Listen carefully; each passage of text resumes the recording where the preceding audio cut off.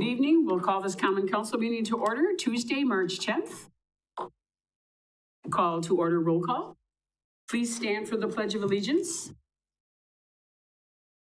I pledge allegiance to the flag of the United States of America and to the republic for which it stands, one nation under God, indivisible, with liberty and justice for all.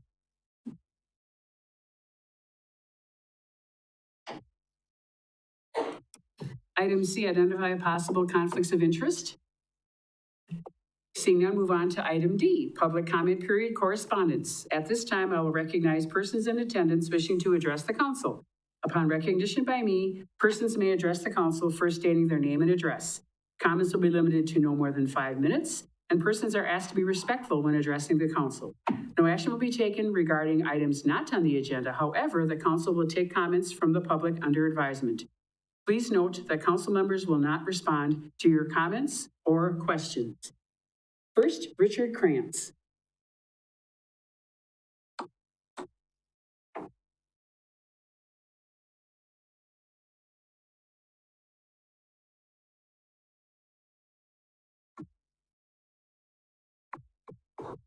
Thank you, Mayor. Thank you, Council.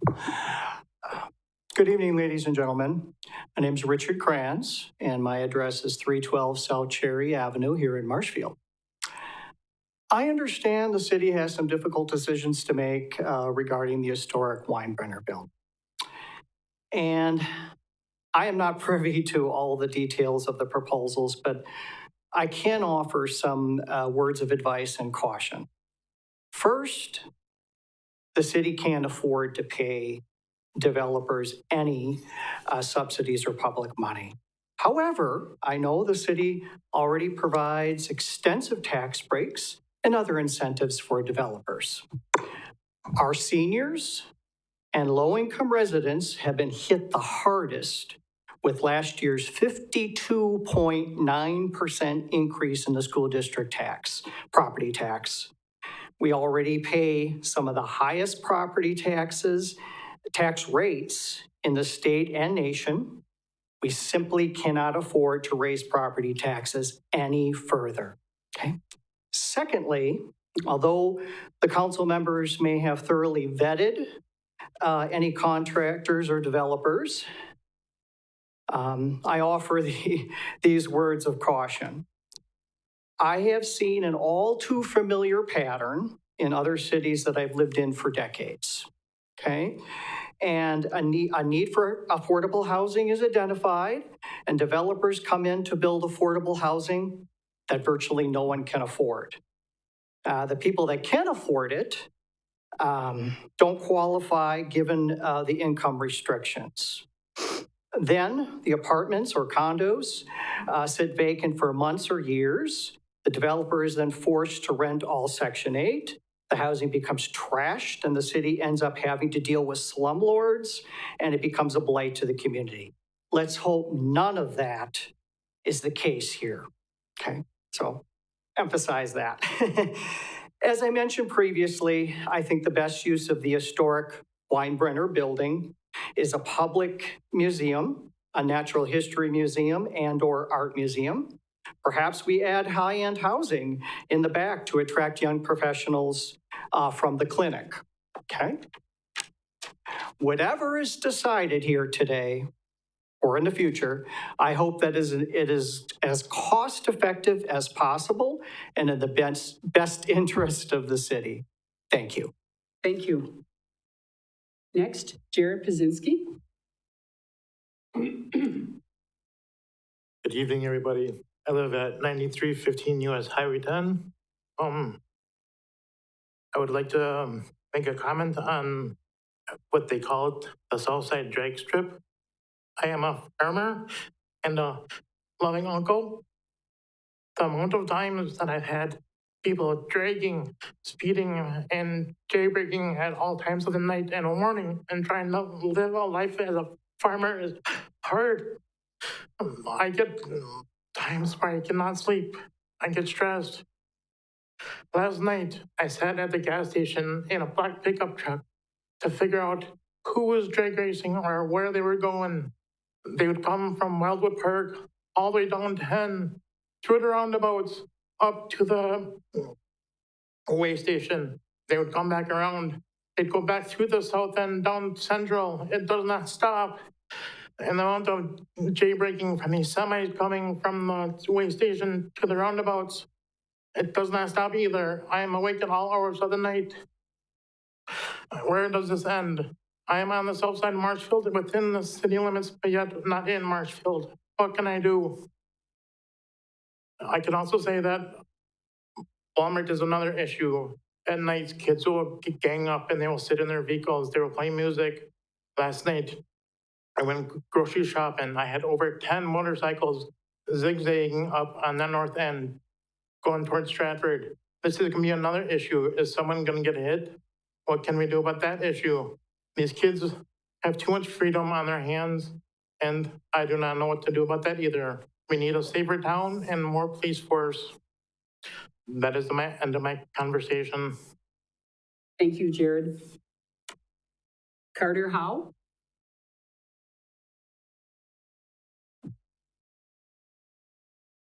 Good evening, Council. My name is Carter Howe, and I'm here to represent Main Street Marshfield at 211 South Central Avenue, Suite A in Marshfield.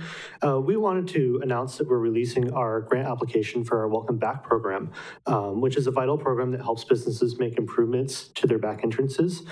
We are grateful to the City of Marshfield and Wood County for their past and present support of this grant opportunity. The Welcome Back program is especially important given the current traffic model on Central Avenue and helps those who park in lots behind businesses feel safe, welcomed, and also for other initiatives such as outdoor seating. Previous recipients that have benefited from this program include Discovery Education Station, Next Home Hub City, and so many others. Additionally, Main Street Marshfield is about to release our building revitalization grant, which will cover further exterior improvements to buildings downtown. And it also provides some funding for housing conversion projects and restaurant and entertainment conversions. Additional or expanded restaurant options have been a highly desirable item to bring into our downtown based on feedback we received from partner organizations, corporate donors and leaders, and the general public. The amazing thing about these grants is that they are matching grant programs, meaning every dollar awarded doubles the amount of investment dollars in downtown Marshfield. Previously in 2024, the Welcome Back grant program was funded above the $16,000 level. In 2024, the building revitalization grant was funded at the $40,000 level. Regarding the building revitalization amount, the amount available in 2024 was actually down from the $50,000 available in 2017 and down from the $120,000 available in 2010. For the 2026 grant cycle, the Welcome Back program is funded at the $8,000 level, and the Building Revitalization Grant Program is funded at the $16,000 level. We are grateful for the resources we have available, and we will use these valuable resources to make our downtown a better place for residents, no matter the dollar amount. We also recognize these funds will be utilized very quickly. So for context, we had a recipient for 2024 renovate a building on the 300 block of our downtown. And the project included adding a new front door, new sidings, signage, and an awning, and it costs over $70,000. This number does not count some of the items that were not covered. This number does count items that were not covered by this grant. However, the new awning alone was about $8,000. Main Street Marshfield is grateful for any funding we receive. We completely understand budgets are tight, and that many of the decisions around funding are complicated and beyond the control of City of Marshfield. We are moving forward with these programs at their current amounts.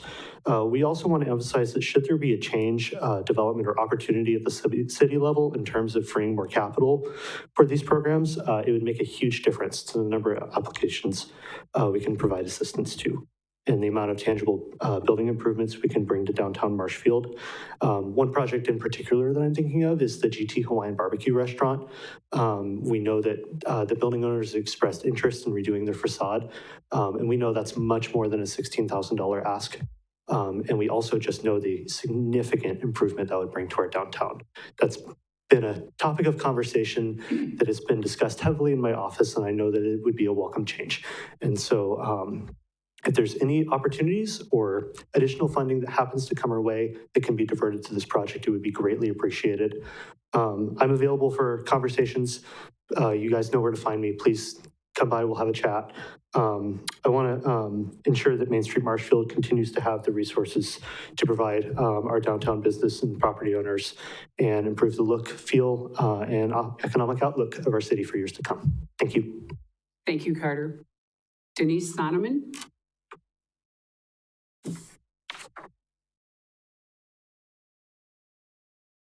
Good evening, Denise Simon with Mackey, 700 South Central. Just want to give an update. At the last meeting on February 24th, at the end of the meeting, I was asked to coordinate a town hall meeting regarding the snowplow issues with the downtown. I did that. I worked with Carter from Main Street to make sure the business owners all got invited. We had that this morning at 9 a.m. At Rogers Cinema. There was no movie, but there was popcorn afterwards. Small group, but there was some really good conversation there, good dialogue with the business owners and some of the alderpersons that did attend. At the end of the day, they realized they're going to have to, it's not a one-person fix, so they're going to be working with the bid, take the conversation back to the next bid board meeting and continue the conversations further. We know this is something that cannot get fixed this year, but if we work on it now throughout the summer, maybe by next winter, we'll have a better plan in place. Thank you. Thank you. Any other citizen comments? Any other citizen comments? Any other citizen comments? Seeing none, move on to item E, approval of minutes, February 24th, 2026 regular meeting and March 5th, 2026 strategic planning meeting. We have a motion by Alderman Della, second by Alderman Werman. Any questions, discussions? Seeing none, please vote. Mrs. Spiros? Yes. Mr. Regal? Aye. That motion passes. Thank you. Staff updates. Tom Mokes.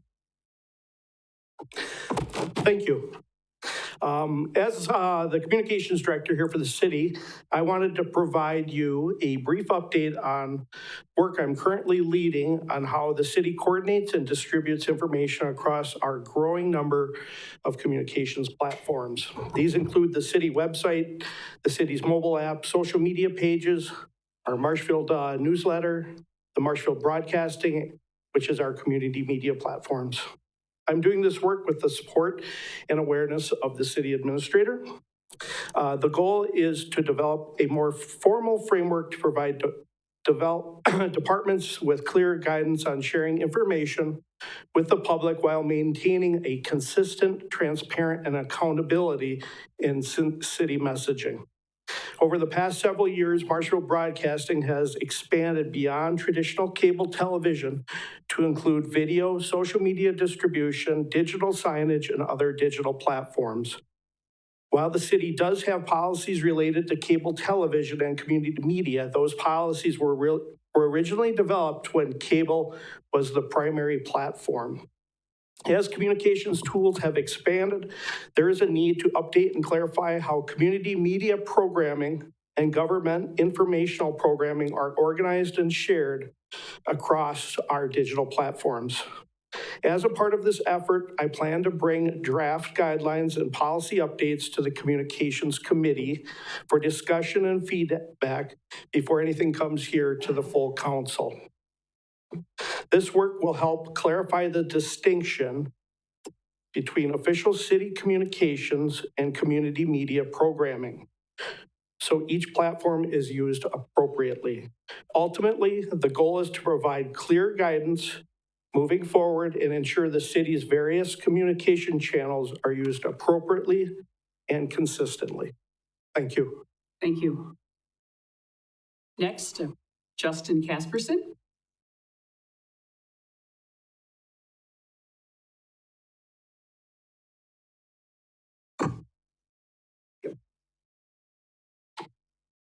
I was hoping to just do this on a quiet night. I didn't realize there'd be so many public comments or staff comments, but earlier this month, the city of Marshfield was recognized as a Tree City USA for its 42nd consecutive year. Tree City USA is a program run by our Arbor Day Foundation in partnership with USDA Forest Service and the National Association of State Foresters. It recognizes communities that commit to managing and expanding their urban forests. Earning this designation is important because it recognizes the value of environmental benefits, the importance of public health, quality of life, and provides access to grants and alternative funding sources. I handed out tonight just a flyer from the USDA Tree City USA program. I just want to take tonight on behalf of the city to extend my gratitude and thanks to the Common Council for their support, City Forester Mark Ruskevich, and the Park and Forestry Street employees for their hard work and dedication for this accomplishment. So thank you, guys. Thank you for that, Justin. Any other staff updates? Mayor's comments. I have a complete surprise proclamation this evening that I'd like to read. City of Marshfield, Wisconsin proclamation recognizing the achievements of the Marshfield Senior High Ocean Bowl team and Coach Paul Herder. Whereas Coach Paul Herder and the Marshfield Senior High Ocean Bowl team has built one of the most successful academic competition programs in the nation through participation in the National Ocean Science Bowl, a nationwide academic competition where high school students compete in quiz bowl style challenges, testing knowledge of oceanography and related science, including marine biology, chemistry, geology, physics, and environmental science. And whereas Marshfield Senior High School has won the Lake Sturgis Bowl, Wisconsin's regional competition of the National Ocean Science Bowl 17 times, qualifying the team to compete in the national level. And whereas the Marshfield Ocean Bowl team achieved 4 national championships, one in 2009, 2010, 2011, and 2012, along with additional national top 4 finishes. And whereas for more than 25 years, the program has inspired generations of students to pursue excellence in science, technology, engineering, and mathematics while bringing national recognition to the city of Marshfield and the state of Wisconsin.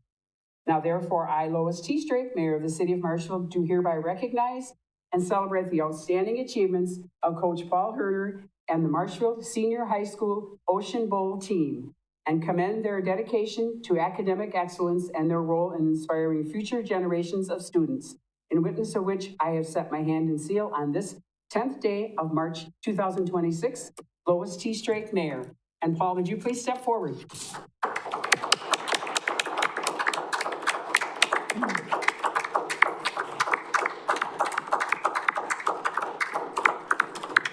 Paul, congratulations. This is just, wow, how great is that?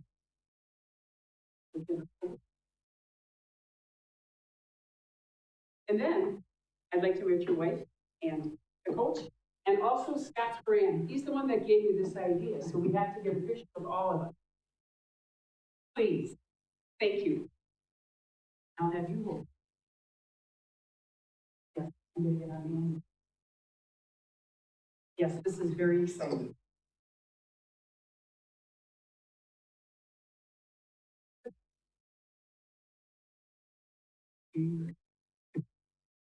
Again, Paul, congratulations.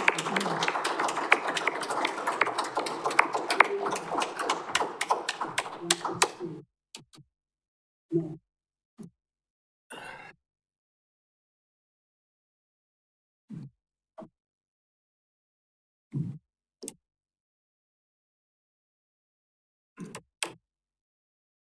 And there's my mayor comments.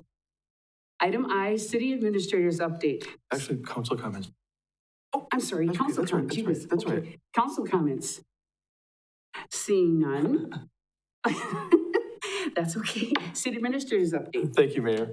A couple things. First of all, as noted on the agenda, the second of the special council meetings on the strategic planning effort will be on Thursday this week, the 12th at 5:30 p.m. This time it will be at the Second Street Community Center in the Drendel Room. I would encourage anybody interested from the public who wants to attend, certainly to show up. Otherwise, staff and council will continue working on this plan. And if you're a council member who has maybe changed the status as to whether you will or will not be available on Thursday night, please let me know as I continue to monitor to make sure that we have a quorum for that evening. A couple of other items, the one that Denise Sonneman mentioned earlier, I just want to thank her and Carter for their work on orchestrating the downtown town hall meeting we had on plowing, I should say, snow plowing. It was very good, a lot of good conversation, some follow-up needed, and I'll be between staff and and the bid board, downtown business owners. Look forward to something good coming from that in terms of how we might be able to better the situation in the coming winter. Also, one of the items that was brought up at the last council meeting was the status of the Brame Park tree project. I have been in contact with Mark Riskevich, our forester. He will actually be presenting a full presentation to the Park Recreation and Forestry Committee in April. Would encourage all the council members to watch that. It'll be on video. And if there's a need beyond that for more information, he's agreed to come here to this meeting, say in late April or early May, to give a report as well. And then the final item is just sort of dovetailing on what Communications Director Tom Laux mentioned a minute ago.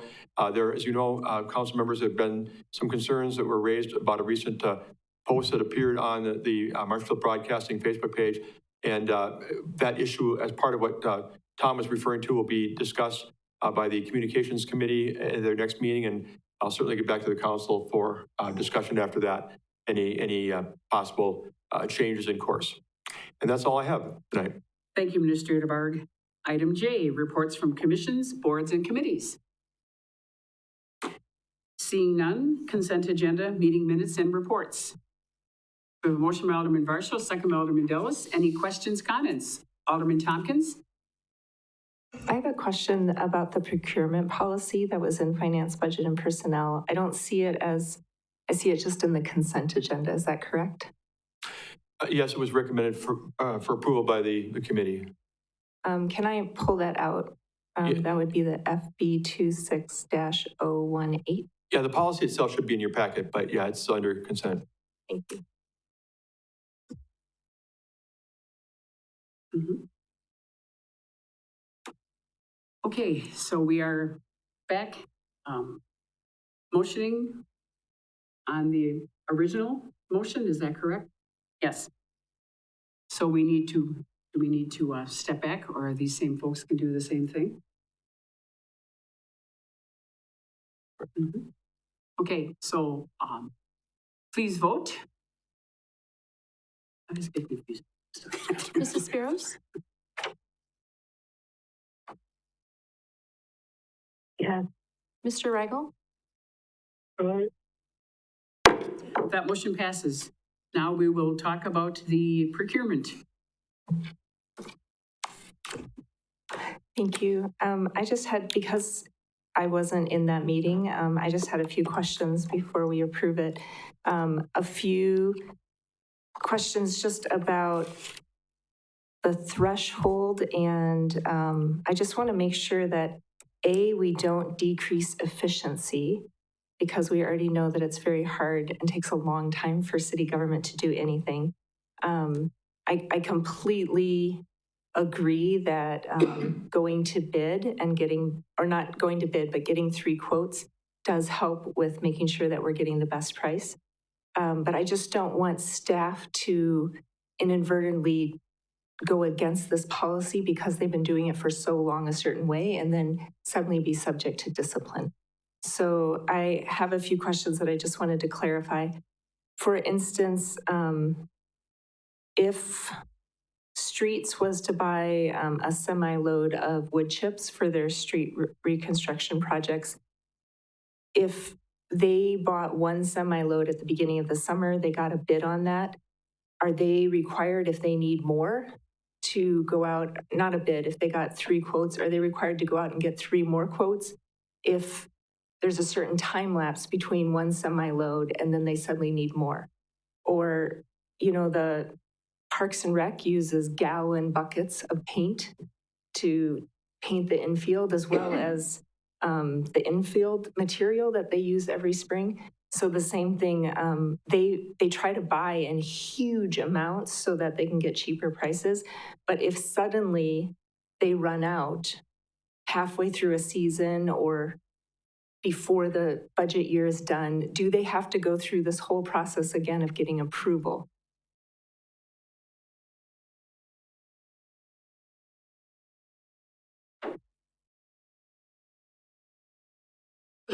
I think that, I mean, we didn't contemplate those specific examples, but I think that if you are, a department had budgeted an amount, they placed an order, they ran out, that subsequent order depending on how much more they need, could potentially go through this process again. Now, do they have to go out and quote?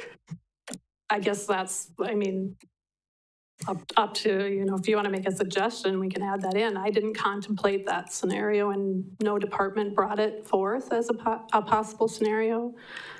I mean, legally, is there a requirement to rebid a supply? Or requote. I think it's mostly quotes because I think it's under 50,000. But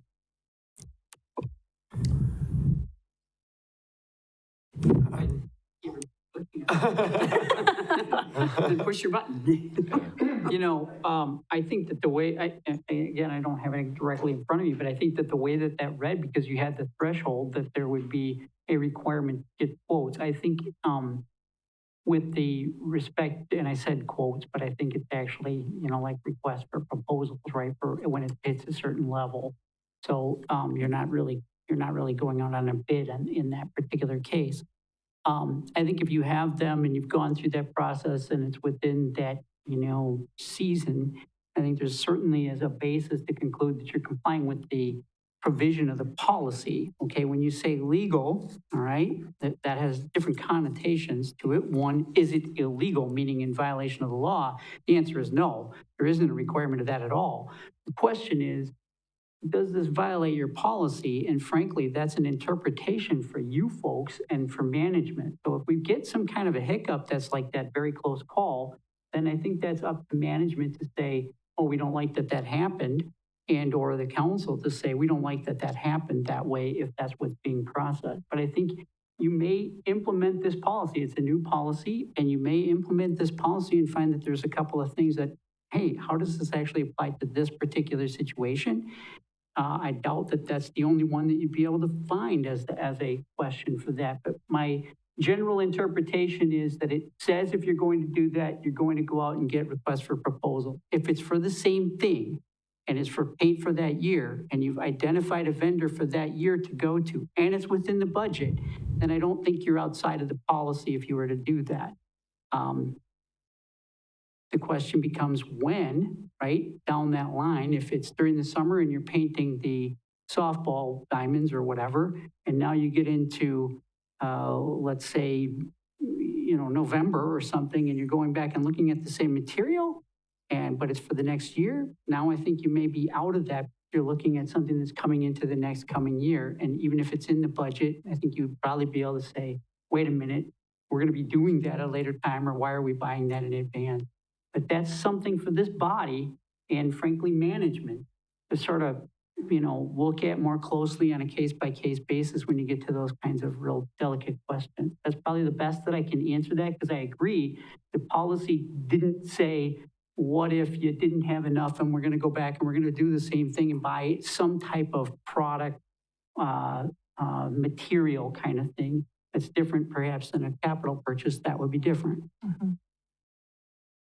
Yeah, I thought of that question because of under ethical standards, it says the intentional staggering of purchases as well as dividing purchases or contracts to consciously evade this policy is prohibited. And I would hate for a situation like that, someone to be accused of consciously trying to evade that policy. Mm-hmm.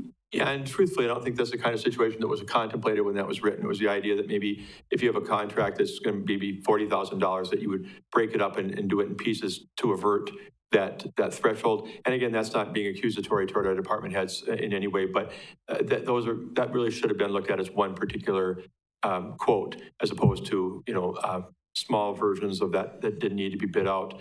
But I think what you're bringing up is a different kind of topic, and I think we respect that that's something that would have to be looked at. Go ahead, Hap. And I think that what you've just read there kind of highlights what I was talking about. You're now, when you know, this is very much like the law when you say what's intentional. So that's where management looks at that. That's where perhaps this body looks at that and says, wait a minute, this is outside the scope of what was intended by this. And it appears that you had an intent to break this up and do something. And at that point, then you're looking at something different than that kind of just scenario. When you say, could it be accusatory?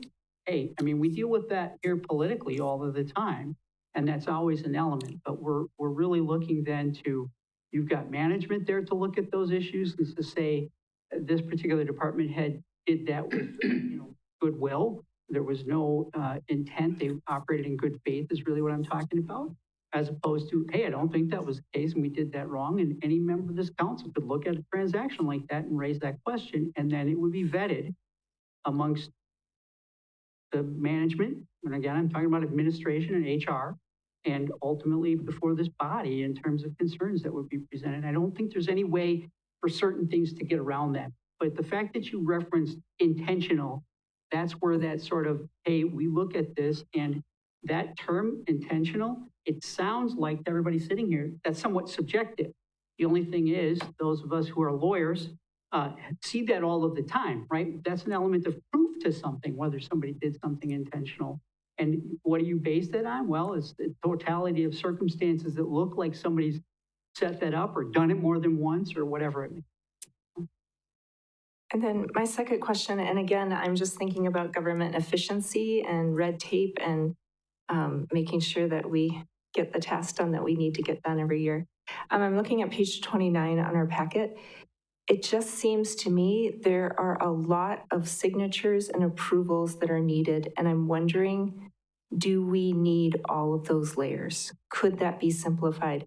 Anything in yellow, I understand, is state statute, so we can't change any of that. But some of these purchases between 25 and 50,000, again, when you're doing a semi-load of some of this stuff, it falls right in that category. Do we need, we want the competitive quote, but do we need the department head, the finance director, the city administrator, the border committee, the common council, the attorney, the mayor, the clerk, and again, the finance director countersigning? Like, that just seems like a lot of red tape, but I could be wrong, so I'm asking the question. Those were thresholds that I approved. That particular one really wasn't discussed at all. Only in red is what was discussed.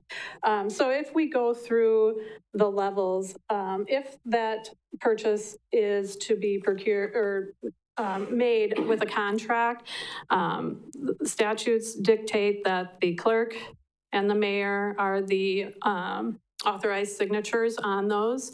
The finance director is there only to certify that a provision has been made in the budget to actually pay the expenditure. As far as the, this was actually to get anything at 50,000. I'm not sure. I didn't get any feedback from staff on whether they normally took that to their border commission. So it was just built in that way. But if boards and commissions don't want to take a look at those kinds of transactions, that's up to you. I would just say historically, Board of Public Works has not looked at street materials, park and rec materials. Like, that's never, in the 4 years that I've been on, I've never approved those sort of things. I mean, I'm open to any change or amendment that you feel is necessary. I mean, to me, it would be great to hear from department heads just to say, is this efficient? Is this going to work for your department? And if not, do you have a suggestion for how? And department heads might say, this is fine, or maybe they would give us other suggestions.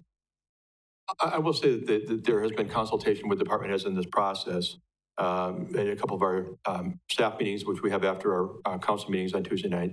That doesn't mean that everybody was exactly maybe in agreement with every piece of it, but it's, as a collective, this has been run by them as recent as a week ago.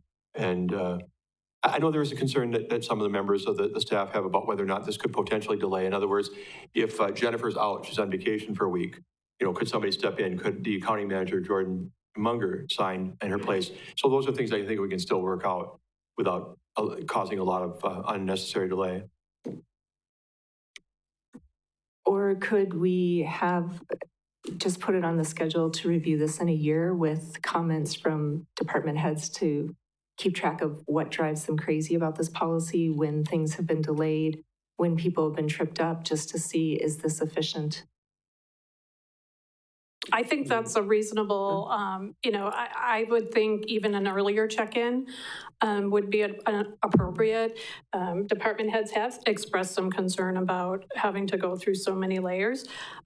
Whenever this was in front of the committee, that really wasn't a topic for them. I tried to make sure that these thresholds were appropriate, but I think department heads would agree that it's cumbersome and it may take extra time or different work. So an earlier check-in could very well be appropriate. So can I make a motion to approve this policy with a review in 6 months?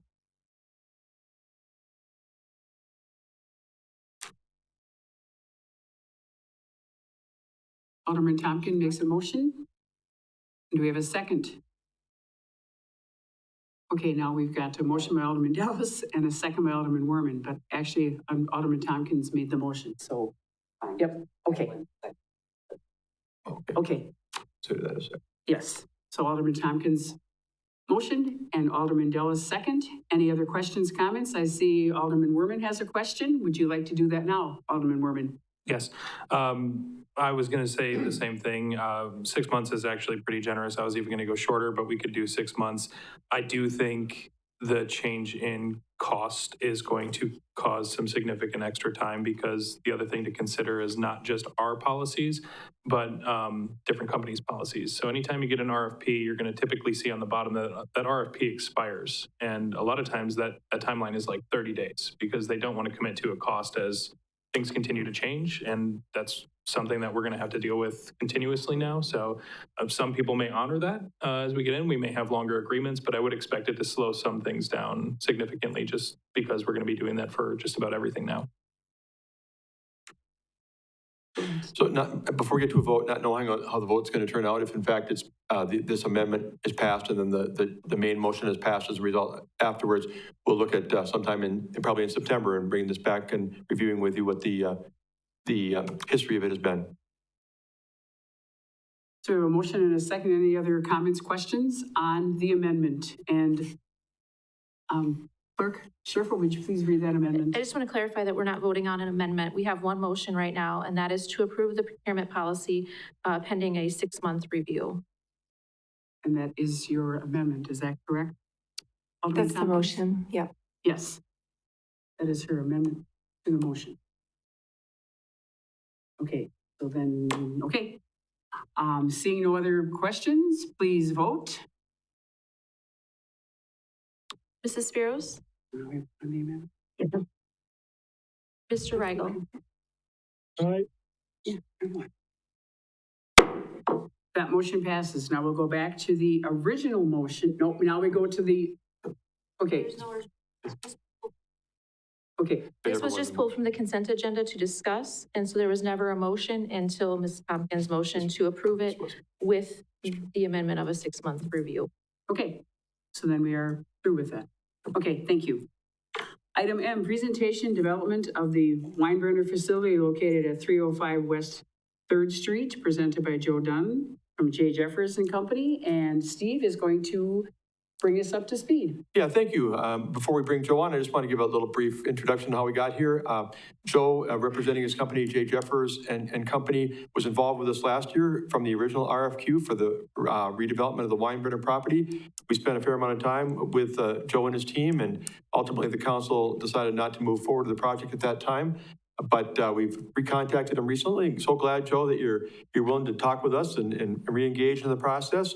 So I did give him a little briefing, and he has seen a video of a past council meeting where he heard some of the discussion about this item, so he's a little bit familiar with where you've been in the past couple of months.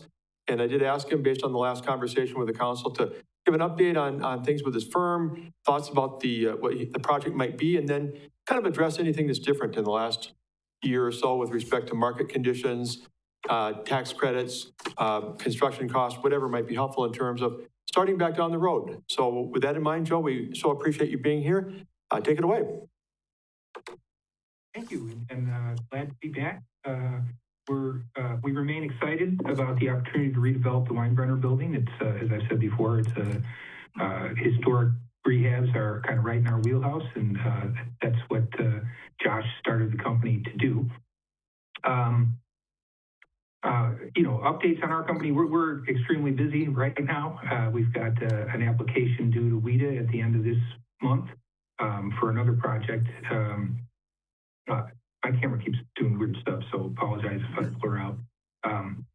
So we're working on an allocation of 4% tax credits from WIDA for another project and trying to close a deal in Milwaukee at the same time. So the tax credit development is very active in the state right now, and we're seeing a lot of interest from investors. As far as things that have changed in the market over the last year or so, I think I heard someone allude to in the current discussion that things are changing every day. So hard to know where interest rates are going to be. They started to come down, they've gone back up. Construction costs, we've had some pretty good luck right now with construction costs holding steady on the deal we're looking to close in 2 weeks. But what that outlook looks like for the future, I don't know. I can tell you that there's a bill that was introduced in the Wisconsin State Legislature to increase the allocation of the state 4% tax credits, which is one of the tools we were looking at using when we last put together a model for the Weinbrenner. And in that bill, they're also looking to increase the targeting for rural districts. And Weinbrenner, Marshfield qualifies as rural under the USDA guidelines. So that has always been a benefit for a LIHTC application that would kind of move us ahead in the queue on competitive scoring. But like I said, we're very busy right now. I didn't have a chance in the last week to really dig into the underwriting we've done previously, but we're excited by the opportunity. And one of the things, and Steve alluded to it, we've kind of been following the deal as or the building as it's moved through the process over the last few months, and really what we want to work with the city staff and the city council to put together a project that meets what you all are looking for. And if that's a portion of the housing reserved for seniors, that's something certainly we can do with tax credit developments. And if it's family housing, that as well, we can have a mix in there. And one thing with seniors, when Steve and I were talking last week, depending on the financing vehicle we choose, individuals at 55 years of age qualify as a senior. So it's not necessarily talking about assisted living or something like that. These are active older adults that will qualify for senior housing. And I guess with that, I'd be happy to answer any questions. I don't know that I have a detailed presentation for you today. I didn't put together a PowerPoint as we have in the past. Because I think what I would say is what we really need to do next is re-engage with Steve and the team of city staff that we were working with and figure out what the right steps are to redevelop the property. Any questions from the council? None as of right now. Thank you, Joe, for taking your time out of your evening to present us with what you've got, and we will get back to you as soon as we have some ideas. How's that? Great. Thank you so much. Thank you. I appreciate the invitation to come back. Absolutely. Thank you. So I'll drop off then if you don't need me for anything. Yep. Yeah, I can follow up with you tomorrow, Joe. Great. Thank you. Great. Thanks, Steve. Thank you all. Good night. Take care. Good night. Presentation update on the status of the 2025 and 2026 Capital Improvement Plan, CIP projects, and request for input related to the 2027 to 2031 CIP presented by Josh Moritz, Director of Public Works. Thank you. So the purpose of this memo really is to just bring the council up to date on where we stand with the 2027 to 2031 CIP. We did have a staff kickoff last week just to kind of kick it off amongst the internal staff. So if you recall, the CIP development process is really not only intended for large capital projects, but also for other large purchases that have direct budget impacts, such as equipment, vehicles, technology, recurring infrastructure maintenance. The larger purchases over $10,000 are able to be prioritized within the CIP prior to budget submittal, so budget discussion can focus primarily on operational costs. The point of bringing this up at this meeting is to really remind council or give you an opportunity to weigh in earlier on the CIP process rather than wait till we bring back a fully baked draft for you to approve. So in your memo is kind of a wrap up of how things fared in 2025. In 2025, there were a total of 44 CIP items. 19 of them were completed. Several of them are underway and ongoing. They will continue for either into 26 or perhaps even further. There were several projects that were just simply delayed due to timing that have not been initiated yet. Some of those will be occurring in 26 in addition to the normal 26 CIP projects. If you have any specific questions about any of them, I can take those. Otherwise, we'll move into the 2026 list that identifies the projects that made it into the budget. It looks like only one project that was in the adopted CIP was removed from the budget, and that was the replacement of a wastewater television inspection computer. Otherwise, everything else that was in the adopted CIP made it into the budget. And Alderman Moorman has a question. Oh, thank you. My question is the total project amount column. Is this what we are actually budgeted and the total CIP is what was planned? You want to go like planned and forecasted, or like how do we view those two columns? So the adopted CIP amount was the CIP that was approved last fall. Since then, I suppose it's been various adjustments to maybe an updated cost or perhaps even a project being cut or added. I think the table indicates whether some of the costs were increased in the budget or decreased. So the budget amount is what's in the 26 budget. Okay, and that's what I thought. So do we have an actual cost that we could also see a breakdown? Because I'm curious as I look through some of these where I see like completed and our total project amount is 15,000, our adopted CIP amount is 15,000. And then I'm like, did we spend 15,000? Is it exactly 15,000? Are we close or off? I'd just be curious to see the three numbers side by side. But that's what I wanted to verify, that I wasn't crazy and that it wasn't that close all the time. Oh, that would be great. Yeah, I think that's something we could generate. So I just wanted to bring up a few other things to your attention. Like I said, staff met last week. So CIP project submittals are due in early April, end of March, early April by staff. Then staff will get together to review the CIP list and see where we may not be able to afford certain things, or we may have to rebalance years. Typically that's done in a couple staff meetings, maybe even 3. And then normally there's 1 or 2 special council meetings, typically on a Thursday night, to kind of dig into the CIP a little bit deeper. For now, they're tentatively scheduled for May 7th and May 21st. At a 6 o'clock meeting on a Thursday night. And then if all goes well here, the final CIP will be presented to council on June 9th. So I encourage you to reach out to staff with any comments you might have, questions. Any other questions or comments for Josh? Seeing none, thank you very much. Thank you.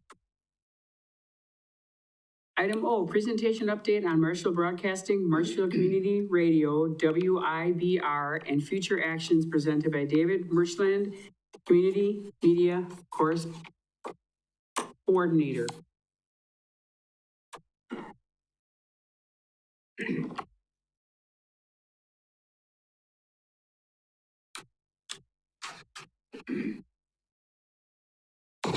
Good evening, everyone. For the record, I'm David Merschland, Community Media Coordinator, presenting an update on Marshfield Broadcasting and the Marshfield Community Radio WIBR project. Tonight, we are providing a formal status update and the closure notice regarding WIBR.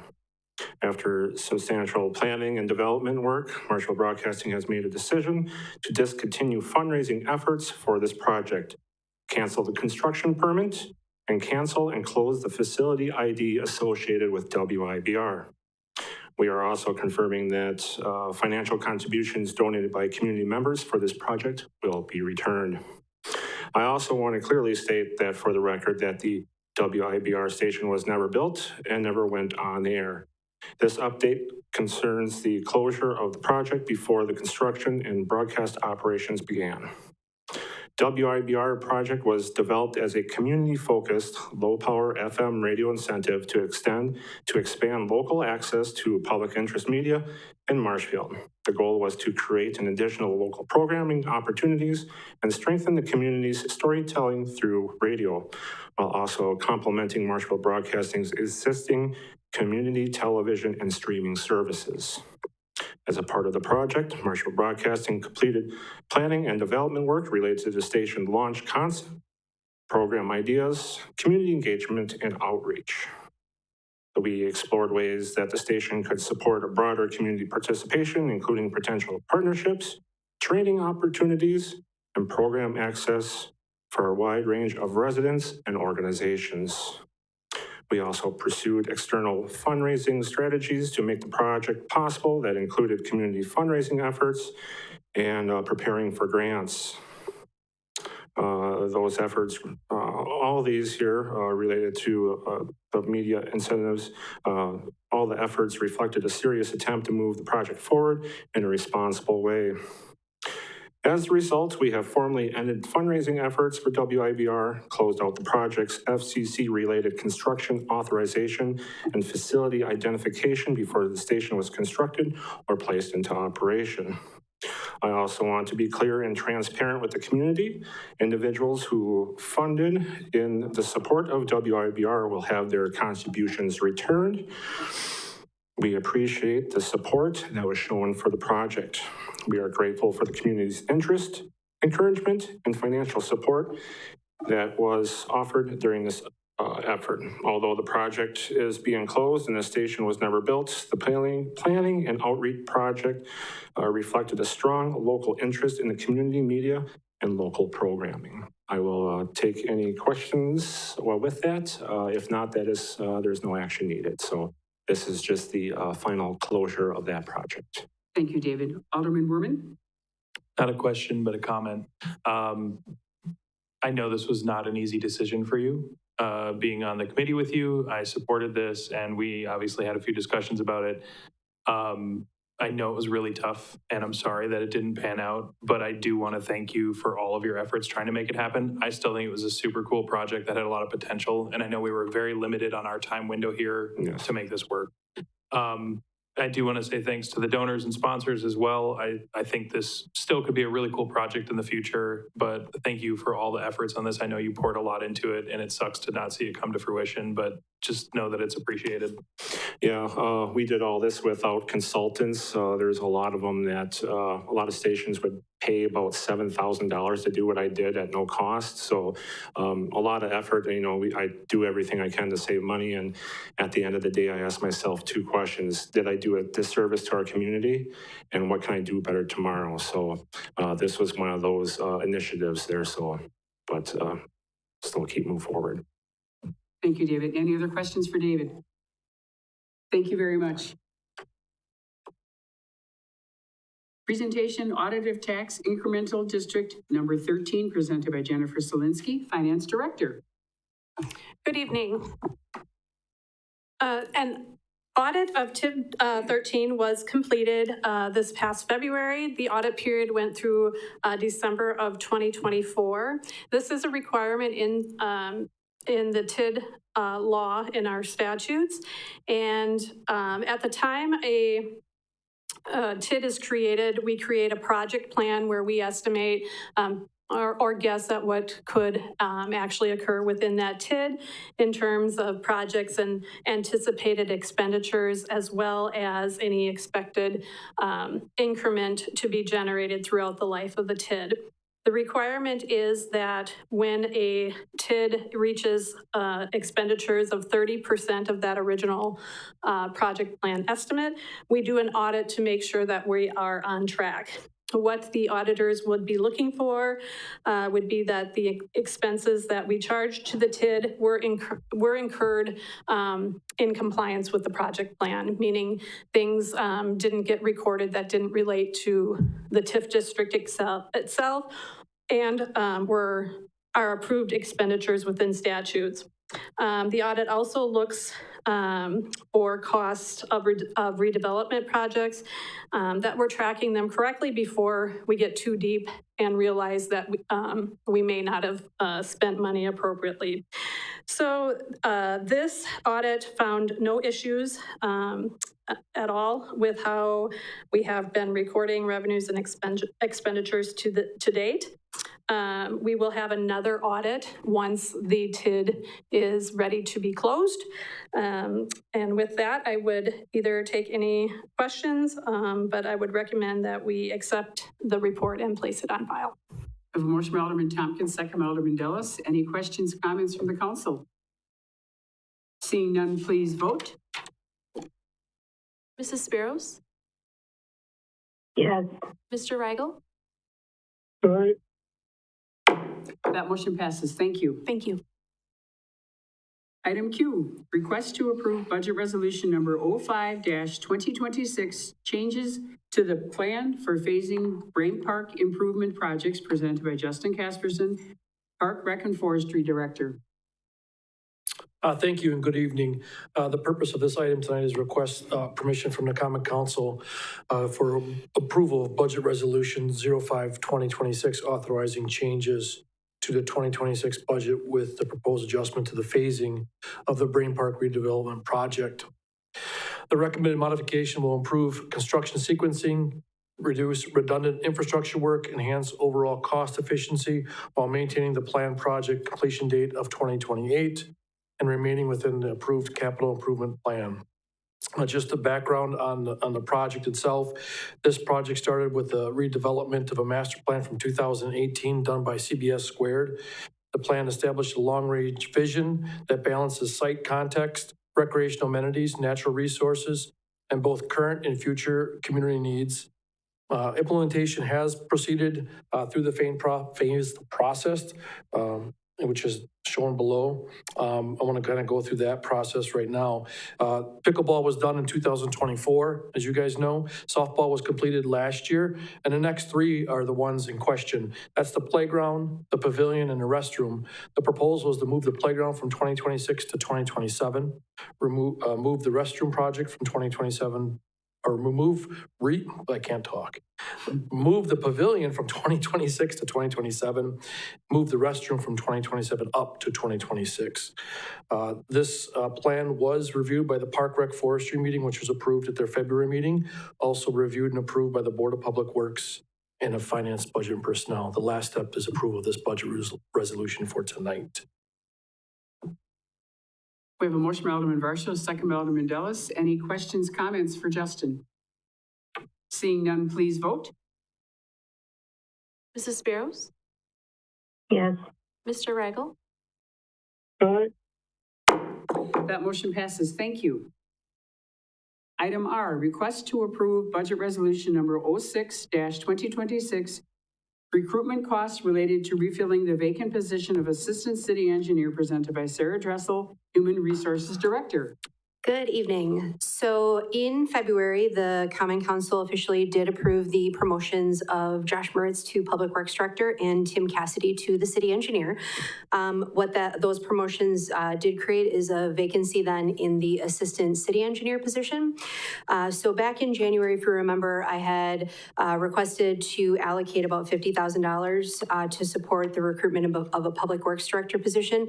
That was definitely a guesstimate. Since then, we have received some estimated costs for providing a recruitment for, such positions. So looking at a full-service recruitment for an assistant city engineer position, we're anticipating approximately $20,000 in costs, $17,000 of which would go to the recruitment firm for their services, and then the other $3,000 would be for other expenses that might be incurred, like travel for the interviews, relocation expenses, things like that. All in all, that $20,000 is expected to cover the expenses associated with the recruitment and hiring of that assistant city engineer in 2026. Any unexpended funds would remain in contingency and would be available for any other 2026 hiring related costs, but only those that are requested and approved by this body. So we are recommending approval tonight of Budget Resolution 06-2026 for the recruitment costs. We have a motion by Alderman O'Reilly, second by Alderman Dellis. Any questions, comments from the council? Seeing none, please vote. Mrs. Spiros? Yes. Mr. Rigel? Aye. That motion passes. Thank you. Item S, first reading of ordinance number 1539, amending Marshfield Municipal Code Section 9-32, General Conditions and Restrictions, and Section 9-56, Mobile Food Vendors, presented by Jessica Schiffrel, City Clerk. Good evening. In your packet, you have a draft of ordinance number 1539. This makes two slight modifications to Chapter 9, which is licensing and permits. The first change is to Section 9-32, General Conditions and Restrictions. This would make a minor change to align city code with state statute. There was a change in state statute that no longer requires all alcohol license types to follow the health and sanitation conditions that are placed upon restaurants. So this just puts us in compliance with the state statute. The second section is Section 9-56 as it relates to mobile food vendors. At the end of last year, this body adopted the fee schedule for 2026. And one of the changes in the fee schedule is an adjustment to the fees for licensing for food trucks. At the same time, that increase in the prices modified the fee schedule modified the licensing cycle to be from July 1. It's currently July 1 and through June 30th, which is really inconvenient for the food trucks who come to town for a season. We're making them license midway through the season. So this change would just simply make that a calendar year. So they would license from January 1 until December 31st. There's a phased in process here to accommodate this licensing cycle, as we already have current food trucks licensed through June, and we can't just switch midway through on them. That would not be fair to those who are already licensed. This is just a first reading, so I'll answer any questions you may have. Otherwise, I would look for adoption at our next meeting on March 24th. Any questions for Clerk Schiffrel? Alderman Werman? Yeah, no questions on the actual policy. I was just going to ask on the memorandum itself, the recommendation does say to recommend approval. I don't know if that needs to be updated in the packet. I apologize. It's a memo from the licensing committee. That's okay. I just wanted to make sure it wasn't going to cause any issues. So thank you. Any other questions, comments? Seeing none, we'll go on to item T. Update on Weinbrenner redevelopment project. Discuss of next steps in the process, presented by Steve Barg, City Administrator. Thank you, Mayor. Well, earlier this evening, you heard from Joe Dunn of Jeffers and Company from the Milwaukee area. In talking with Joe since our last meeting, because I know you'd asked me to reach out to him and engage him and see if he would come and talk with us tonight, we did discuss a little bit about the journey that has brought us here. I had previously sent him clips to the video of the past discussions that we've had with this body and some of the thoughts that the mayor and council have on this project. So he was aware of that. He is busy, as he mentioned during his presentation tonight, in a couple of other projects that have occupied a lot of his time, one in particular. And so, he didn't really feel like he should be presenting a project tonight. What he said is, you saw my project last time, but let the council know, and I can let them know as well. I'm open to discussing with them how they would like to look at it a little bit differently, if they want to include a senior component, if they have other ideas about what type of project, what the goals are that they'd like to see that maybe they didn't see last time. I'm willing to meet with you guys, talk to staff, talk to the elected officials. I want it to be, if you're willing to engage with me, this is Joe talking, I'd like it to be a project that the city feels good about and feels it's in the right direction for their community. So I think what he said tonight, basically giving a little bit of an update, is he wants you to know he's out there, and Jeffers and company would be very excited to work with this body. With that in mind, if I go back to the conversation from our last meeting, I had presented 4 alternatives. At that time, the council did seem to feel largely led toward an affordable housing project, although, again, senior housing was talked about as well as either a component of the project or perhaps more than just a component. So what I'm looking for now is discussion on where you feel at this point. Do you want to, as Joe suggested, direct staff to work with him on trying to put something together as a framework to bring back to this council for discussion? Do you have any particular characteristics or whatever that you'd like to see included in this project as he begins maybe sketching out something to end up talking about with us? What's your direction going forward? Do you want to work with them, at least at this point, and get the process started? I guess I've thrown a lot of questions out there, but just looking for your dialogue on what you think at this moment so we can take the next steps. Any questions from the council? Alderman Varsho? I've always been in favor of the Jeffers plan from the get-go that we got. But there was a non-focus article that was posted out on Facebook, and the overwhelming comments was to tear it down. And those were from citizens here in Marshfield.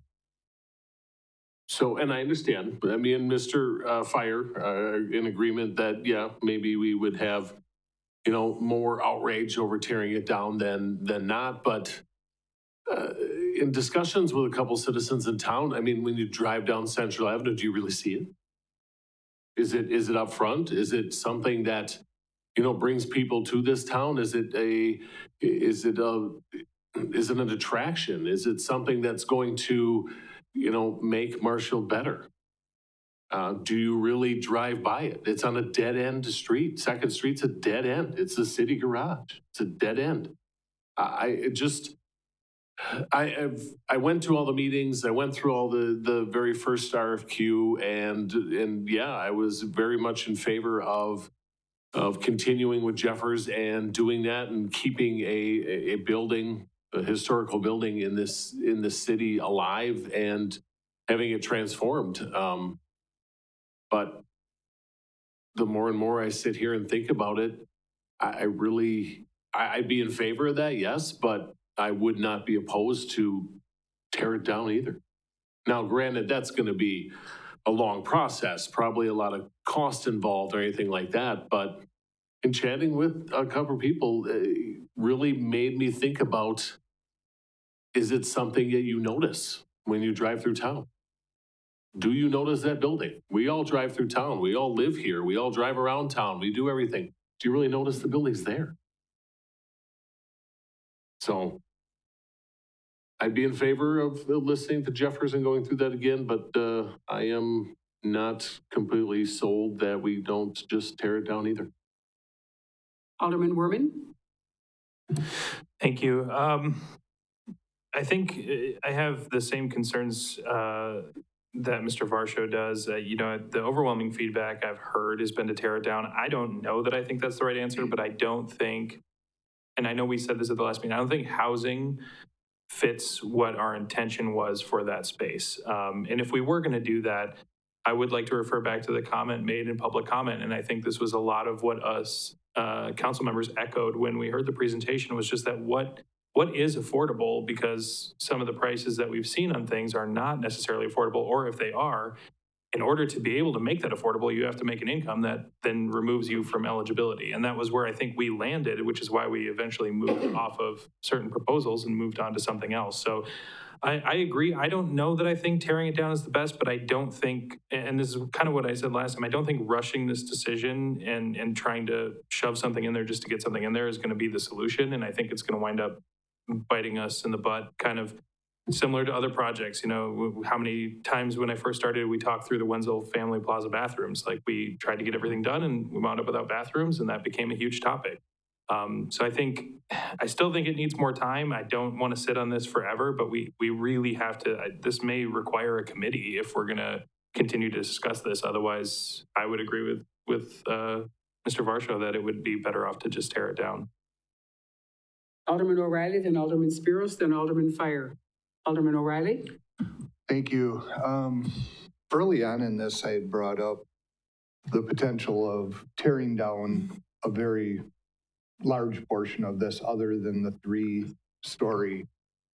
I know you brought up item 4, I believe it was on that list last time. And I mean, living in the construction world for the last 35 years, I can tell you that redoing a historical building is a monumental task. I mean, it's the structural. There is some major revisions above and beyond all the mechanicals. But I can say that if we're looking at housing or affordable housing of some nature, you're going to be able to build it cheaper than you can remodel that building. There is absolutely no doubt about it. I guess we kind of talked about what the historical value is, and being that it's on the register and it could take years to get off of it and the money could be significant. I'm wondering, can staff take a look at, not necessarily quotes, but some budgetary numbers? What would it cost to take down the lower portions of that in the building behind the tower? There's so many advantages to it. And then also, what would it cost to take it down? And what are we actually looking at? We hear years to get it off a historical register. Well, is that accurate? These are kind of from the cuff comments that we hear. And I guess I would like to hear something more constructive. What are we talking to rip it down and dispose of it? What are we talking about, to do a portion of it? I've never been a fan of what we were talking about doing, and I think everybody's heard me say that, but I mean, the parking, nothing is going to be functional in that area if we do that. So I guess what I'm getting down to is I would like to explore the option of removing a portion of it or the entire thing, getting some type of budgetary numbers that we can wrap our head around and what it looks like to take it off the register if that does need to happen. So I guess that's what I'd like to see. We can certainly do that. One question though, I mean, because I agree with you that there's part of the building that has more value per se than the rest of it. If we did save the portion you're talking about, have you thought about ideas for what we might do with that? Because that would be the next question. Yeah, I think what we run into if we do take down the rest of that portion is we open up to an entirely different network of developers, because you're reducing that square footage by well over 50%, I would say. So at that point, that may open the door for a whole lot of other possibilities to come in too. And I mean, I don't know what that would be, but the developers would obviously be able to tell you what their interests would be. Just my thought. But going back to your question, we can certainly start working on that, trying to find out what that might cost and what the timeline and the hoops might be in order to accomplish. Alderman Spiros? Thank you, Madam Mayor. I really thought about this a lot after our last conversation, and there was one question that I wish I had asked that I just didn't think of, but I thought about after, and I don't think that we've ever discussed it, and that's a bottom line dollar that the council is willing to spend on this project, no matter which direction we take it in. We know that in Jeffers' proposal, at least the last time, we know that they were asking for some significant assistance from the city. We don't know what it would cost, like Mike said, to tear it down, whether it's tearing it completely down, tearing part of it down, getting it off the registry. We don't know what the cost for anything is. And I'm just curious what the bottom line is for this council. How much are they willing to put towards this project? And I don't know in all the conversations that we've had that we've ever picked a number that everybody's comfortable with. And we've never really had a clear direction on what it would cost to tear it down, what it would cost to fix it, what it would cost to maintain it while we were waiting to have somebody bid on it and redevelop it. And I think it's really important that this council decide a bottom number. If I can address part of your question at least, I know since the last meeting, I've spoken with one of the members of the council, one of your peers, and also the city attorney about the prospect that we could be in closed session talking about potential incentive that we'd be willing to offer to a developer in order to redevelop the property. That would be sort of kind of under the guise of potentially negotiating a deal, because you certainly have a right to determine not talking about it publicly as what you might be able to offer to somebody like a Jeffers or some other company. As far as just broadly speaking, the cost of demolition and those types of things, that's something we talk about in open when we have those numbers. But I think your comments about the financial part of this and where this is going and trying to compare is a good approach, actually. Okay, next Alderman Fire, then Alderman Weigel, then Alderman Varshall. Alderman Fire? Having lived in Marshfield all my life, I want to bring one thing up. And one thing is Tower Hall. I remember when they decided they were going to tear down the old city hall. I'm talking the old one. On Second Street, guess what happened? The town went just nuts. They boycotted, and they didn't tear it down. If you want to have another crew that wants to save an historic building, you'll find it. They'll come out of the woodwork. And it was probably the best thing that we did with that building. The other building is Purdy Building. The school system owned that building. They turned it over to these people, and the Astor is a beautiful building, and it's got a lot of I don't know what the cost it is to live there, but in Old City Hall, when we wanted to sell the high rise before we moved here, all these developers are saying, we'd rather have that building. They were looking at the Weiner building for development. They wouldn't develop the Old City Hall because we had remodeled it so bad that we destroyed all the historic credits. But they were looking for that building. So I think that what we should do is talk to Jeffers, see what he's offering, see what we're doing. And like he said, he's open to a lot of suggestions. So it doesn't have to be all affordable. I think just closing the doors and leaving it sit there too long is going to be a problem. That's going to cost. And the other thing is, if you look at the building, it's made out of concrete. You're going to tear that down with all the iron. That's going to be millions, $2 million of it. You can't touch that building for less than $3 million to tear it down.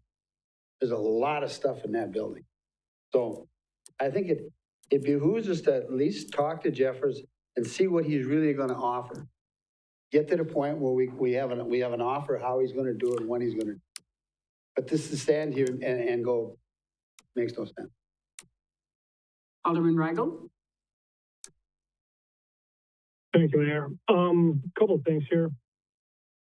First of all, I think we've done a pretty pitiful job of having an organized discussion over the course of the meetings of this, because we have so many options. We haven't eliminated any. And it feels like we're back at square one going, we have all these options on the table. With that being said, I've heard other council members say that they've had people reach out or constituents reach out about wanting to demo the building. I have too, but throughout the conversation, most of the people who expressed their desire to demolish the building haven't realized there's cost involved. They were just under the impression you could just tear it down and be done with it.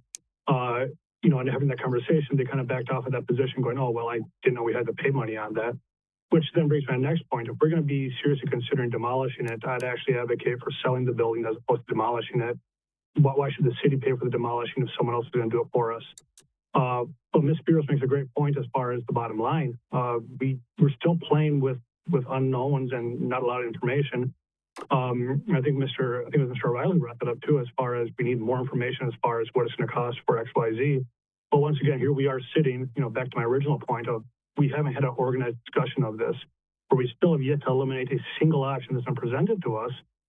And we really need to do that, especially when we're looking at 7 or 8 options. We can't sit here for multiple meetings discussing 7 or 8 options. We need to narrow this down.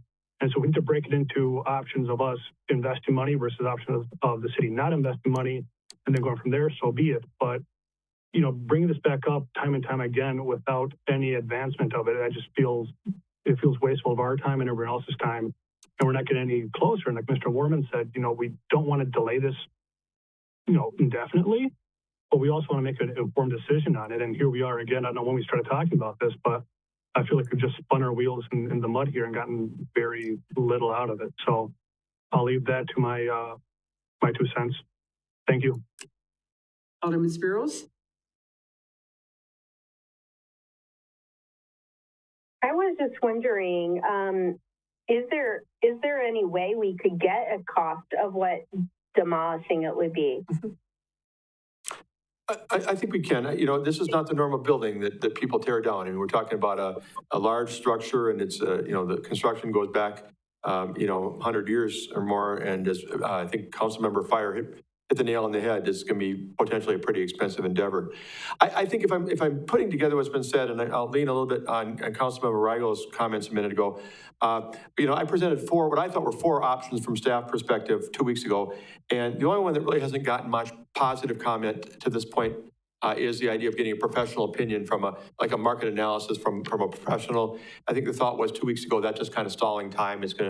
It won't produce anything new, and we're probably going to go through a period of many weeks, if not months, to get that opinion and kind of debrief on it. But the other ones have been mentioned. I know that Councilmember Reigel mentioned a minute ago, possibly selling the building to someone who has a plan to do something with it. But the 2 that seem to have gotten the most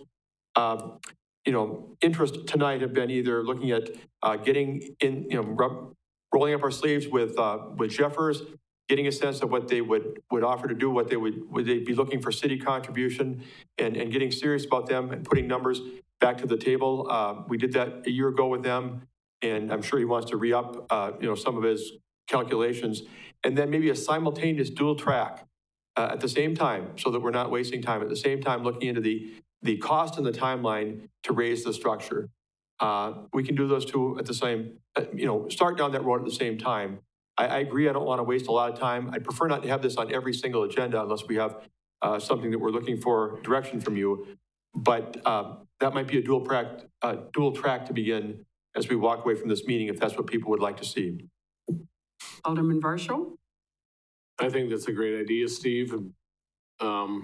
Reach out to the Historical Commission as well. They know how to take buildings off the registry and whatnot. But if you do them simultaneously, and we, like Mr. Reigel said, we need to eliminate some options, and you just kind of basically did. I mean, we've talked about 2 options here, and that's about it. So I think we just move forward with that and get the proposals and see what happens.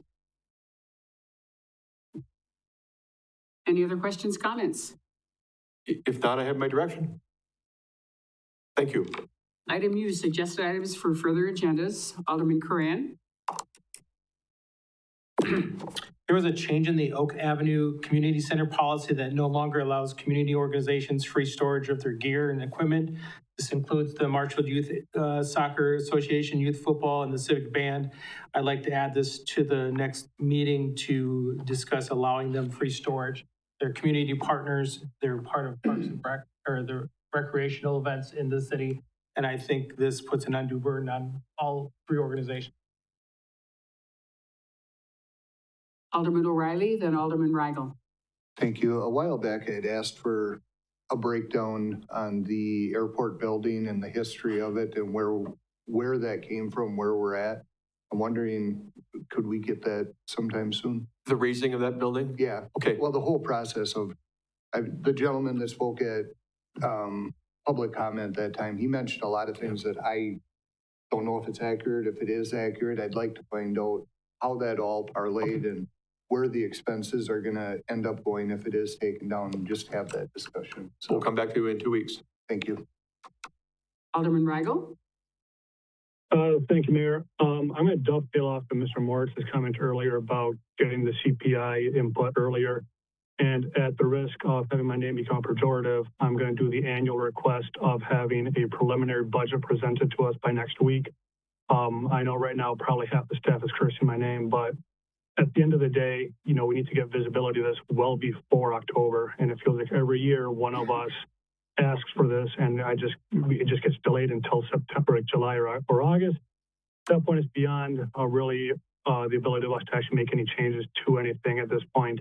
So just to reemphasize, I'm not asking for a budget down to the penny or to the dollar, but just in broad strokes of where we're going to be, how short we believe we're going to be for the budget, so we can at least take some corrective action prior to October when it's due. And I would like to by the next meeting. And once again, it can be broad strokes, and I'm not gonna hold anyone's feet to the fire. But once again, by the next meeting, please. Thank you. Alderman Werman?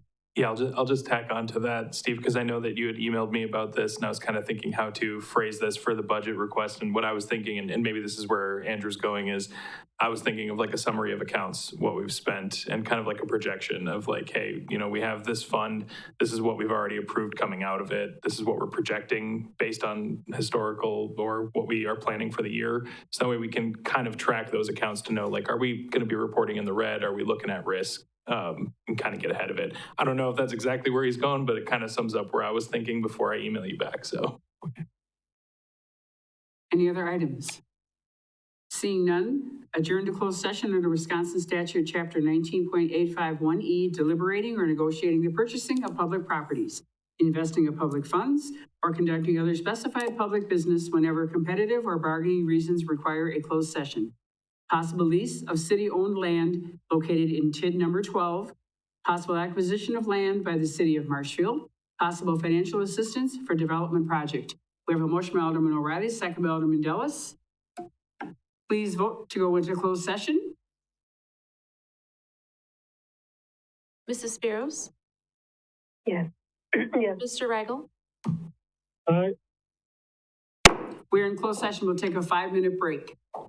Be back at 7.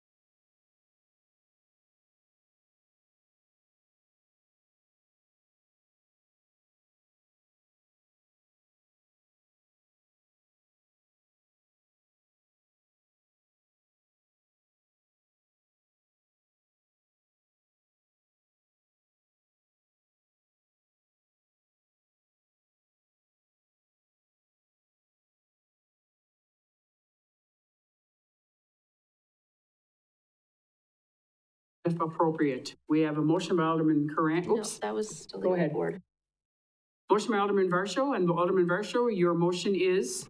My motion is to be, to enter into city-owned land lease located in 1012. With Rica's Farms LLC. Rica's Farm LLC. And Alderman Dallas? Any other questions, comments? Seeing none, please vote on that motion. Mrs. Spiros? Yes. Mr. Rigel? Aye. That motion passes. Thank you. Do we have any other motions on the floor? Motion by Alderman Varsho. Alderman Varsho?